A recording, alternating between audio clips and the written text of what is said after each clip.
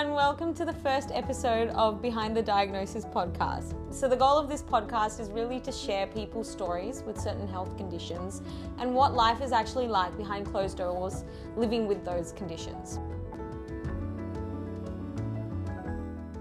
Today is our first episode and I'm a very special guest, Rohit.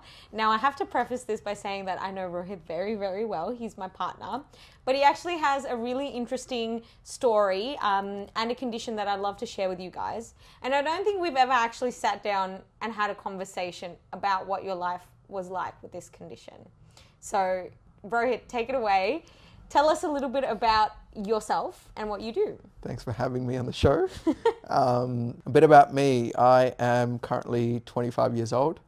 I work a full-time job, very boring, but I'm a consultant, I should rather say, for a bank.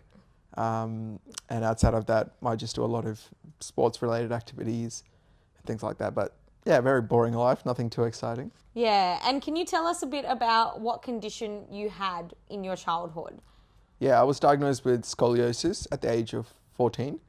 And basically, I think it was diagnosed pretty late. So the point from knowing that I had scoliosis till surgery time or till it got rectified was pretty short. But yeah, that was kind of what I was diagnosed with. And did you know much about scoliosis growing up? No, I've never heard that in my life. Yeah. The first time I heard it was out of the doctor's mouth, and I had to go home, do a quick Google search, and then I realized, it's basically your spine's in the shape of a snake. But that's about it. That's when I found out what even scoliosis was. Yeah. Did you freak out? Like, what was it like in those initial stages? It was a bit weird because I think, like, when I went to the doctor, it was purely because I was having muscular pain while I was playing cricket. And I thought it was just some, muscle strain or whatever. Give me Panadol. But, he saw the x-ray and he was a bit shocked. So that was already a point of concern. And yeah, I mean, it was just a bit weird because, like, I had no idea about the severity of this. And I think ignorance is a good thing at times because I was a kid. No one in my family either knew what scoliosis was. So I think everyone just downplayed it. Yeah. Until the point they said that your son may need a massive surgery. And did you have any sort of symptoms that you noticed or not really? It would just all came out of the blue? Yeah, I mean, the main symptom was just muscular pain while I was playing cricket, sitting in class, all that. It was a bit strange, but that was kind of like the only symptom I had.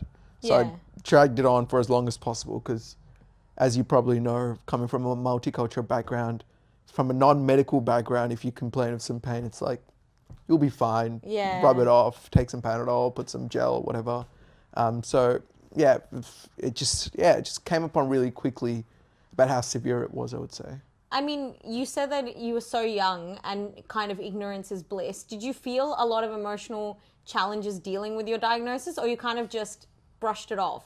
I mean, I think being 14 was a good thing because if I was slightly older, I would have understood, my life would have been halted, I would say. But being 14 meant I could get a break from school whenever I wanted. Be like, oh, sorry, back pain, But I can't do that if I'm going working because they would be like, yeah, you're going to lose some money. So I think it was a bit of a different time in my life and it wasn't as bad. Now, if something like that happened, I would definitely freak out. I mean, that's the thing, right? Like, I think about myself and I think when I was a kid, there's so many instances where I probably brushed off some pain or some trauma. But now if it happened to me at this age, it would definitely hit a lot harder. Do you think that there was any negatives of that though? Like you didn't take it seriously or you didn't get treatment when you probably should have? Yes and no, right? Yes being if I had known earlier, maybe, treatments like having a brace or some sort of, natural scoliosis therapy or something would have worked. Yeah. But that's the yes part. But the no part is because I don't think anyone thinks about having scoliosis, especially at that point in my life. I was in India and, no one really knew about scoliosis. And I don't think much would have changed. And even if it did, there's nothing you can do about it. I think you just got to accept what comes your way. And but from a diagnosis point of view, I think it was straightforward from the point I was diagnosed. I think it was around 40 odd degrees. And then within 6 months, I had a surgery and it grew from 40 to, I think, 85. Wow, that's a lot. Which is a 45-degree angle, if anyone's got their maths right. But that's, that's a big difference. Yeah. And obviously your family's not really from a medical background. How did they react to hearing this? I think, as I said, you tell someone you have scoliosis, they're like, okay, sounds like something. But you tell someone, I'm going to need to have 2 rods and 20 screws in my back. Yeah. And it's going to be an 8-hour surgery. They're going to be like, wow, that is wild. That's horrible. So I think it's not so much that you have scoliosis. It's so much about the fact that this is what it takes to fix it. Yeah. So I didn't have, I think, a health kind of condition, I would say that, was very life-threatening.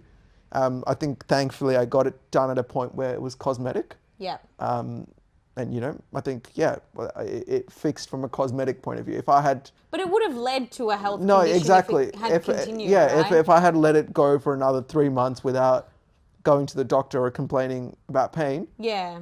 If it went 100 plus, all my vital organs would have been kind of impacted by it. So I think ignorance is a bliss to a certain extent, but there are times you need to raise the flags, and I think good that I did it at the right time. Yeah. And your parents were very supportive, or? Yeah, of course. I think they were really supportive. I think they were probably more scared than me. I was sitting every night on YouTube. I remember I used to watch scoliosis surgery videos, and it was like... Don't you think that's a bad idea? I don't know. I mean, it was like the spine surgeons were cutting it up, putting their whatever you call it, clasps or whatever, to spread up the back, and I was like, this is so cool. Yeah. And then I think because I was so young, I didn't really understand how scary it was. For me, it was as if, hey, the pain I have while I was playing cricket is going to go away, and I can go back to playing cricket. Yeah. So I think... it was just a small fix to a problem, and I could go back to doing something I loved, So when you got the surgery, and mind you, you had a massive surgery, and this was done in India, with many rods and screws placed in your back, you were told you were going to have surgery. Yeah. You didn't really process what it meant. No, not really. I mean, I didn't understand how life was going to be afterwards. Can you tell us what it was like to wake up after surgery? It was super weird. I think... I went into the operation theatre at around 7 in the morning. Yeah. They gave me anesthesia, everything. I was blacked out in a couple of seconds. And I woke up, and I think the time was around 4:30, if I'm not wrong. So that was quite a long time. It's around 9 hours. Yeah. And at that point in time when I woke up, I just felt normal. I felt a bit groggy and sleepy, but I didn't think... And the nurse came around and she was like, are you okay? And I was like, did I have my surgery? And she was a bit weirded out. She was like, what? Yeah, you did, of course. And I'm like, because I didn't expect to wake up lying down on my back. Yeah. You would think from a logical point of view, if you had surgery somewhere on your back, then you would be lying down on your tummy or something. But I woke up and I was like, oh, that's a bit weird. So anyways, the nurse said, I did. And I didn't believe her until I tried to turn. And I was like, okay. I feel like I'm stuck to the bed. I cannot turn left or right. And that's when it all started sinking in that I've actually had something. Yeah. And what did you feel in that moment? Were you scared, relieved, confused? I mean, I was super groggy, and everyone just started coming. I was in India, so you can imagine 100 relatives started coming to check up on me. Like, how are you? And everyone asked the same question, how are you? But there's only one answer you can say, right? I guess I'm not too bad, but I'm alive. But yeah, it was just a weird moment. I don't think you would go through many moments in your life of similar kind of stature, right? Yeah, and the recovery process, what was that like? Because obviously after surgery, even walking is a big issue, right? So what did it look like, and how long did it sort of take? Well, walking was a big thing. I remember the first time I tried to walk was around 48 to 72 hours after my surgery. Yeah. The physio came in, he was like, yep, you've got to do the log roll, get up, start walking a couple of steps. And I took a couple of steps and I told him, I'm not feeling right. And he's like, yeah, that's normal. But I was like, no, I meant I'm not actually feeling right. And I started fainting. Oh, God. And I started sweating horribly. And obviously, he sat me down in the chair. And so it was a weird time, because I couldn't walk, because every time I started walking, I'd feel like I was fainting. Yeah. And so then it took like a couple of days to start walking. I mean, getting out of bed was hard enough, so you can imagine walking is like the next step. So it's a progressive thing, but over time it definitely did get better, and time moves quickly as well. During that time, you just got to be very determined that everything's going to be okay. Be but positive. you even like, you know, going back to school and all, that would have taken time, right? Yeah, but who complains from having 2 months off school, right? Like, it was great. I was sitting at home, I was watching the cricket, which is wonderful. So, well, tell me about cricket, right? You loved cricket growing up, and you played a lot of it, you know, in school and whatnot. But obviously, you get this surgery, you get this diagnosis, this surgery, and now you can't even walk. So was it frustrating being like, oh crap, I can't even do what I love? yeah, I mean, it was like, I think that after my surgery is when it truly sunk in that I've had something this big. Because I remember the day of the surgery, I was just playing cricket normally. Yeah. A week later, when I came back home, I could not do that again. Yeah. So it was a big change, but I think, again, time did its thing. I couldn't play for the first 3-4 months. And the doctor was like, you can start playing, but you can't run. But so I just started playing backyard cricket after 6 months. Yeah. And it took me a good 12 months to even be able to jog properly, you know, without I mean, that's huge though, because kids at that age are like so, you know, that's a social bonding kind of thing, running, playing. I mean, to not be able to do that for a whole year, you can sit here and say, oh, it's fine, but I'm sure that would have taken a toll on you. No, it did. It took a massive toll. I think during that time, you just, even when I used to go and play, people would be like, oh, be careful, like, you know, watch out, like, don't bowl too fast at him. And I'm like, you know, I don't need you to baby me, but I guess that's the severity of the situation. But again, you know, fast forward now, life is much different, right? So I'm grateful that I think recovery went well. Yeah. And what was it like having those rods and screws in your back? Because obviously things changed for you. You couldn't, well, bend your back. So physically, what kind of changed for you? I think there were certain things that was weird. Like, I remember, I think in the first year, normally, you know, if you're walking on the road and you want to tie your shoelaces, you bend down and you tie them. And I tried bending down. I was like, I cannot bend down. So I have to basically squat, like, and just tie my shoelaces because I can't bend my spine. Yeah. So small things like that, it was just a bit hard, you know. I would be sitting in a crunch space, let's say, and I had to pick up something straight down at the bottom. I couldn't do that. So these are the type of things I had to adapt to. Having those rods felt a bit weird in the first year as well. Like, I could feel them at times. If I twisted, I could feel it. Feel like something's in my back and it's moving, you know.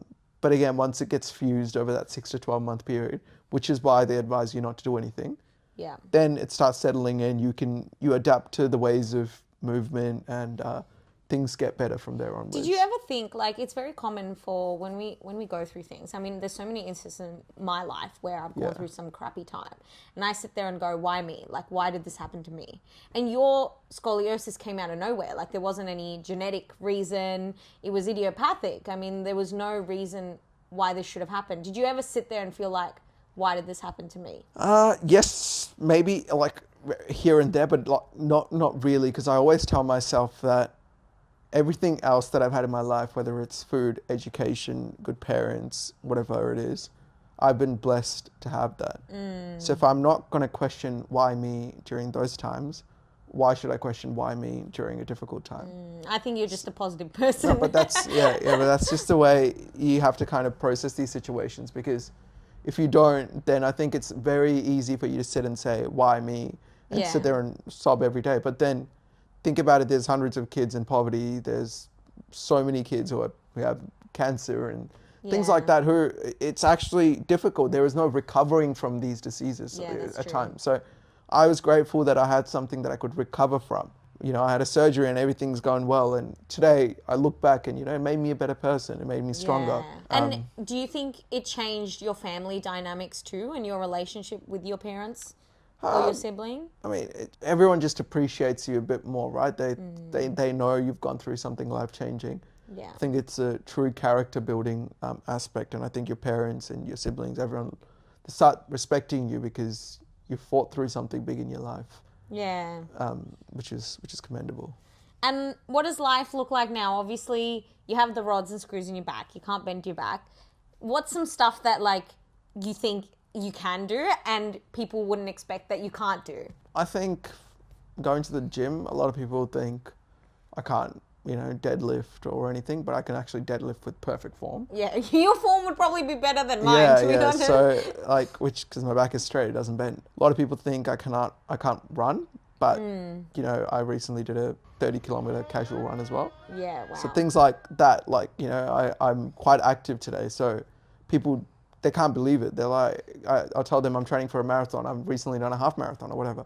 They're like, what do you mean? Like, you have 2 rods in your back. I'm like, yeah, so it doesn't make a difference. So, but it's almost more important, isn't it, to stay healthy? Of course. I think it's very important to stay fit through something like this because your muscles and everything, it just stays a bit more nimble. Yeah. Whereas if I was just sitting on my couch every day not doing anything, I'd feel stiff. My mobility will become worse when I'm actually supposed to be working on it. So those kind of aspects, I think being fit is important. You don't need to run marathons or you don't need to, play cricket competitions. Yeah. But I think even moving, an hour every other day is quite important. But I think your relationship with sports was already there before this happened, and that probably helped you, right? Like throughout this whole process. No, of course. Because you always loved staying fit. Yeah, I think it definitely did help me because I think I was always a really active person. Yeah. I think for someone who's not active and they went through something like this, it's hard. It's hard, but there just needs to be a greater emphasis on physical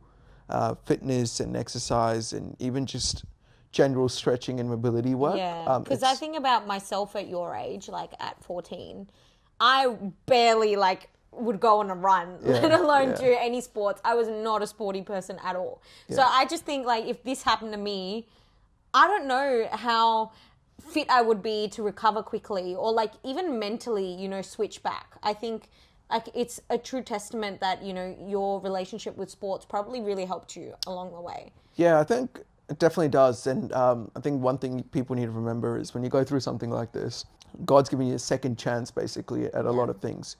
I'm still able to play cricket. I'm still able to run. And I think it's a true gift and you need to respect that. Yeah. And the only way you respect it is by treating your body right. Yeah, absolutely. And I think people, whatever kind of surgeries or injuries they go through, I think they just need to look back and just respect their body every day. I think it's so easy to say that though, sitting as a 25-year-old, with a frontal lobe. But when you're a kid, like an adolescent, I mean, so many kids who go through these things, it's just so hard to explain to them why they need to take medication now or why they need to, do exercise. I think at that age, you're so vulnerable and you're so sort of exploring the world that it's hard to explain why you have this condition. Yeah, and I think that's where your support system, your parents, your friends, your relatives, they come into play because a lot of the times, especially coming from a multicultural background, people tend to say, if you're injured, just sit in bed, relax, don't do anything. Yeah. It's very you go through a surgery, take it easy, just stay in bed. But I think what people don't say is, hey, you've gone through something, take a couple of days off, but then 5th day, start walking, Yeah. Let's go for a walk, 1 year later, let's go for a jog. And then, slowly building. No one says that. I think in our culture especially, people will have health conditions and then that will mean that they should be bedridden, basically. No. Oh, you have diabetes? Well, don't do anything. Just sit in the bed. Exactly. You got to rest up. Exactly. And that's the complete opposite of what you should be doing. Yeah. No. I think it's very important. And that's where your support system and your friends, everyone, that's where they kick in. Yeah. They have to be more positive than you are. They need to be educated too, right? They course. need to be educated on the condition and what does the rehab look like. Yeah, and I think that's where at least in the current day and age with social media and all this greater awareness of a lot of diseases and illnesses that kids go through. Yeah. And parents should be very vigilant about it and stay on top of it. And what's something that is off limits now that, probably wouldn't have been if you hadn't had? I don't think I really have anything that's off limits. I mean, there was a point in my life where I wanted to become a fighter pilot So after my surgery, my dad was like, no, you're not going to go upside down on planes. Right. So that's not happening. Yeah. So that's what, those are the extreme instances that's off limits. But I wouldn't say there's significant restrictions I have. Yeah. Again, taking care of your body is important, right? And hence why I can say that. But if I didn't take care of my body the last 10 years, I don't know, there might have been a lot more things off limits for me now. Yeah. But like, I know, for example, the small things, like when you go on an airplane, you can't bend down and grab things in between the seats because there's no space, let alone, without bending your back. And you definitely can't go in an MRI machine. So I guess it's like small little things in your day-to-day that you don't realize have shifted. I mean, I would love to go on a plane day-to-day or get an MRI day-to-day. But I mean, no, not love to, but you get what I mean. So I think that just extreme situations, that's probably off limits. For example, even just skydiving. Yeah, my rods would pop out of the bottom of my back. Well, you probably shouldn't be doing that anyways. Yeah, so there's a lot of like the extreme instances where I have to be a bit more careful. But day to day, I think I don't think there's anything really off limits. And that's like such a positive outlook. And I think obviously I feel like this whole journey changed you as a person. Yeah. Do you feel like it changed you? And in what way did it change you? I think you're just more resilient in life, more positive. Yeah.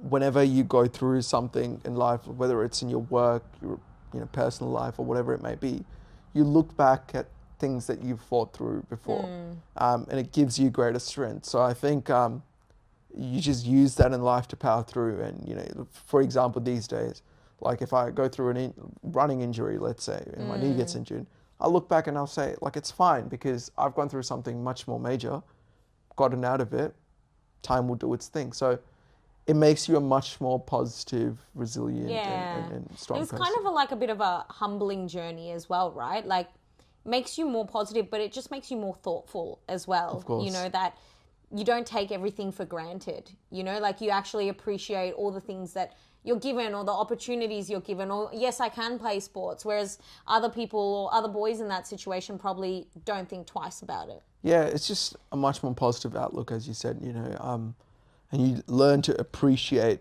everything that comes your way. Yeah. Did you ever feel self-conscious or like have any kind of, self-image problems because of your scoliosis? I mean, now you've got this massive scar as well. Has it ever affected you?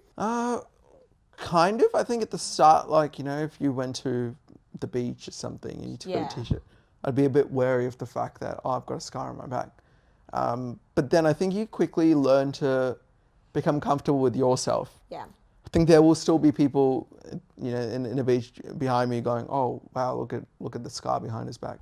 But I think you just learn to become more comfortable with it. Yeah. But there are significant self-image issues at the start, I would say, especially as a teenager, it's not particularly that's a hard easy. Age as well. Whilst everyone's getting a girlfriend at 15, you're in the hospital and you're learning how to walk again. So those are the type of things that you miss out on as a teenager. But I think after that, it quickly changes. You learn to accept your body and who you are. Well, I think that's one thing with medical conditions that people don't talk about is the scars that, of course, there's mental and emotional scars, but there's also physical scars. And I know, like, for a lot of girls and all growing up, they become so self-conscious about their body, if they've gone through surgeries and they've got massive scars. I think it's something you should be proud of, though. It's like a testament to your journey and what you've achieved over your life and what you've overcome.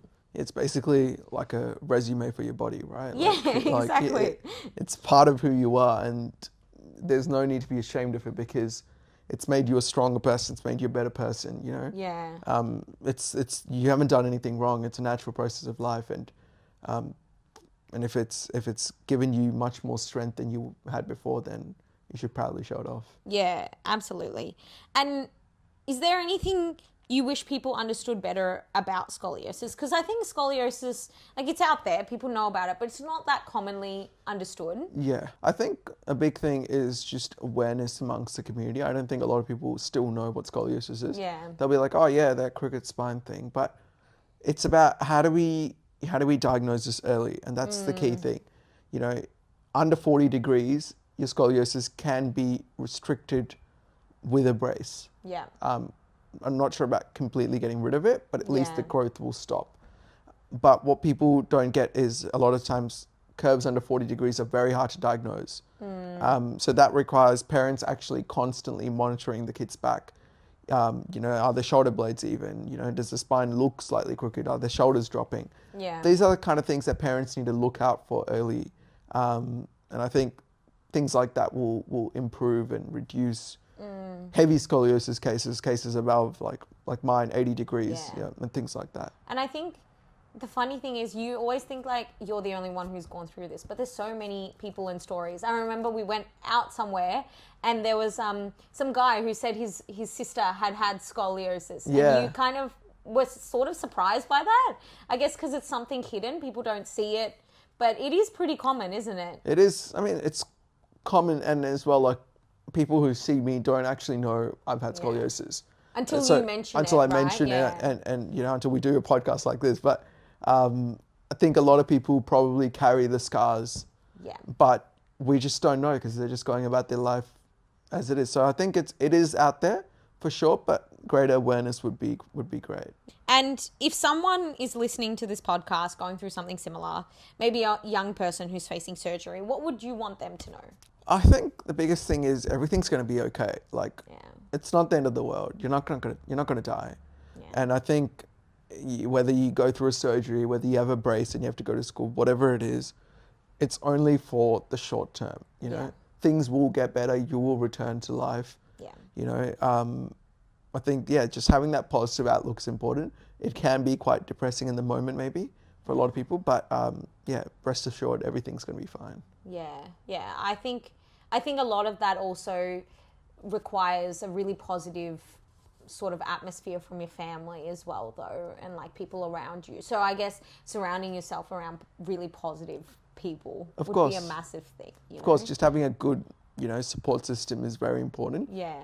Your family, your friends, if they can always be there for you during that time. Yeah. I think that will give you a lot of strength as well. Yeah. And looking back, what would you tell your 14-year-old self just before surgery? To play more cricket, because it took me another year to play cricket. But I think the biggest thing is I was probably like excited to get a surgery. I was like, oh wow, this is a bit special. But probably should tell my 14-year-old self not to sit there watch surgery videos and just to kind of... Yeah, that's a bit weird. But I don't think there's a significant amount I would say, because as I said, ignorance is bliss, and I think I would like to be the same way I was. Yeah. I still would like to have stayed the same and not know what scoliosis was, but I think my 14-year-old self would also love to learn if this could have been protected earlier. And Yeah, I suppose. And what's next for you? What's next in your chapter of life? I mean, obviously sports is a big part of your life. What do you want to do? I want to do a marathon, actually. So I've signed up for the Sydney Marathon, which I'm super excited for. And all the injuries that I face are non-spine related, believe it or not. So those are the kind of injuries that I have to battle through. But excited to do this marathon. I think that'll be a really good story to add. Which is nuts, by the way. Nuts in the fact that, like, at 14, you couldn't walk. There was a time where you literally were taking baby steps along the way. And now you're at a point where you can do, 42 kilometers. Like, you got to appreciate that journey, right? Absolutely. And I think, like, the way you said it, like, it seems like a big feat, but a lot of us go through similar things. Like, when you're born, you can't walk, you crawl. 20 years later, people are sprinting at the World Championship. So I think it's another journey. Your life's just taken a pause and you resume. Yeah. That's what a lot of people need to, understand. It's not a stop. Yes. It's a pause, take some time and resume. Yes. But everything can still be done, and it's important to stay positive.